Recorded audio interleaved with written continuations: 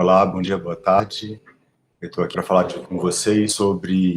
uma questão que parece um pouco subsidiária, mas que era muito importante quando a gente pensa na época moderna, quando a gente pensa nos séculos XVI, XVII e XVIII, e, sobretudo, no mundo português. A que tinha a Eucaristia para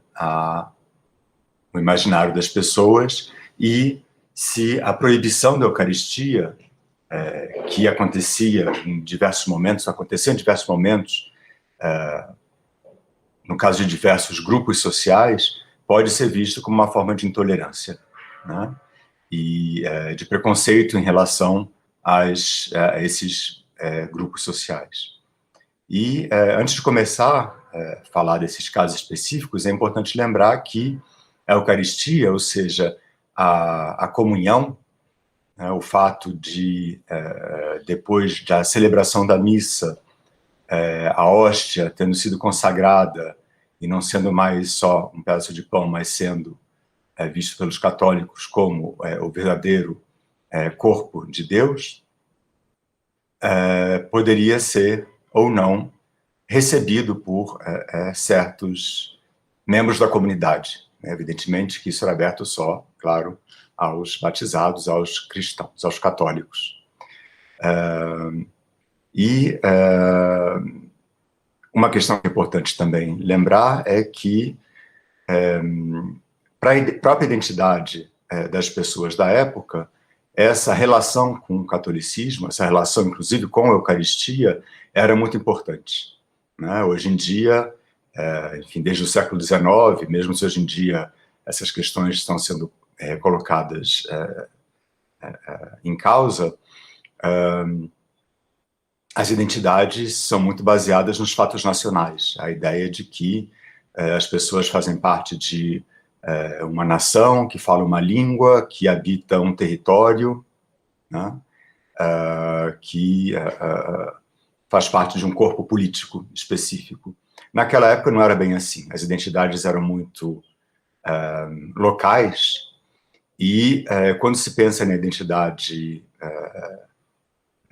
mais ampla, por exemplo, do ponto de vista de um reino, como era o Reino de Portugal, essa identidade, ela se relacionava com a dinastia reinante, né? As pessoas se identificavam, desse ponto de vista, como súditos dessa dinastia, e, sobretudo nesse período no qual a gente está falando, a partir do século XVI, com ainda mais nos períodos de tensão das reformas religiosas, com o surgimento do protestantismo, também a identidade católica, a identidade com a Igreja Católica Apostólica Romana. E, desse modo, o fato de se receber a comunhão, o fato de se receber o corpo de Deus, era um modo de fazer parte integrante, fazer completamente parte da comunidade, não só da comunidade local, da comunidade da paróquia, né, que era gerenciada, gestionada pelo pároco, mas da comunidade do próprio reino. E no mundo metropolitano, aconteceu, a partir, mais ou menos, em torno dos anos 1630, 1640, uma discussão entre os inquisidores sobre se a comunhão poderia ser proibida às pessoas que fossem julgadas por heresia, e, apesar de reconciliadas por eles por heresia, apesar dessa reconciliação, apesar dessa reintegração ao corpo do reino e do catolicismo, se poderia proibir a eles de receber a Eucaristia, né? Isso foi proposto por um teólogo que fazia parte do corpo dos inquisidores, que via como muito suspeita o modo como os judaizantes, os cristãos novos, que eram presos por judaísmo, se diziam arrependidos de ter feito, né, de terem deixado de lado as crenças do catolicismo e voltado, né, ou adotado práticas e crenças do judaísmo. Então, para esse personagem, Frei João de Vasconcelos, que era secretário do Conselho Geral na época, a instância suprema da Inquisição, ele via como uma possibilidade de se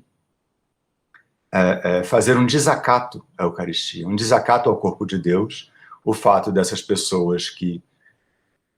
poderiam estar, não ser boas católicas, no fim das contas, estarem recebendo o sacramento.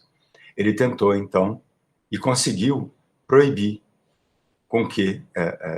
essas pessoas recebessem a Eucaristia sem autorização dos inquisidores, né? Quando normalmente, antes de 1640, era o que se preconizava. Se preconizava que as pessoas reconciliadas por heresia, de um modo salutar, como modo de reforçar a fé deles, se confessassem nas principais festas do ano e comungassem também nas principais festas do ano, evidentemente de acordo com a opinião do seu pároco. Isso era uma questão que era do foro da consciência, ou seja, que tinha a ver com a jurisdição do pároco e do bispo, e não do foro criminal, como era o foro inquisitorial, no fim das contas. Então, houve ali uma intervenção dos inquisidores no foro da consciência, né? Enfim, houve outros momentos também no mundo português onde aconteceu esse tipo de ação intolerante para com certos grupos sociais, um exemplo estudado pela Ana Isabel Lopes Salazar, para o caso da Índia, mas que também é bastante conhecido para o mundo brasileiro, era a proibição da Eucaristia para pessoas que tinham se converteram ao catolicismo havia pouco tempo, ou mesmo que havia bastante tempo, mas que eram vistas por sua origem social, por sua origem racial, como era dito na época, eram vistas como de um cristianismo mais tênue, pouco